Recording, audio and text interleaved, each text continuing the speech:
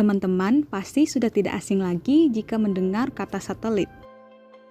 Ya, satelit memiliki banyak manfaat, di antaranya yaitu sebagai alat transmisi sinyal jarak jauh, untuk repeater di langit, untuk melakukan kajian benda-benda langit, dan untuk memantau keadaan iklim dan cuaca di bumi. Tapi, apa itu satelit? Satelit adalah objek yang berada atau terletak pada suatu orbit. Orbit satelit berarti lintasan atau jalur yang dilalui oleh satelit saat mengelilingi bumi. Orbit satelit dibagi menjadi 3 berdasarkan kemampuan sensor yang dimilikinya, yaitu satelit pada orbit geosinkron, satelit pada orbit bumi menengah, dan satelit pada orbit bumi rendah. Satelit pada orbit geosinkron memiliki tinggi orbit kurang lebih 36.000 km di atas permukaan bumi, dengan periode orbit tepat 23 jam 56 menit 4 detik, dengan latensi waktu 250 meter per second. Satelit pada orbit ini pada umumnya digunakan untuk penyiaran, namun ada beberapa juga yang digunakan sebagai navigasi.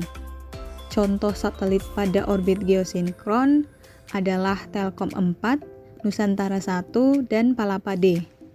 Satelit geo memiliki kelebihan, yaitu resolusi waktunya tinggi, cakupan wilayahnya luas, sehingga hanya memerlukan 3 satelit untuk melingkupi seluruh bumi dan memudahkan stasiun di bumi untuk memantau satelit. Namun, ada pula kelemahannya, yaitu resolusi spasial yang rendah, tidak bisa mengamati wilayah kutub dengan baik, dan waktu jeda terima yang lama. Untuk sistem navigasi seperti GPS, orbit bumi menengah adalah juaranya. Dengan ketinggian orbit 2000-35 km di atas permukaan bumi, memiliki periode orbit 2-12 jam dan latensi waktu 50-150 meter per second. Sistem navigasi membutuhkan 24 satelit untuk mencakup seluruh bumi.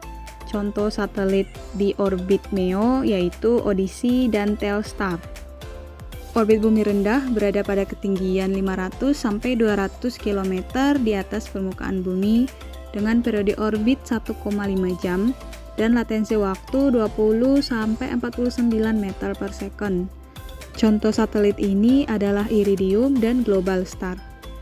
Pada orbit bumi rendah membutuhkan banyak satelit untuk melingkupi seluruh bumi. Kebanyakan penerbangan angkasa berawak maupun misi stasiun angkasa berada di orbit ini. Selain itu, pengamatan bumi, peramalan cuaca, survei wilayah geografis, dan panggilan telepon satelit juga berada di orbit Leo.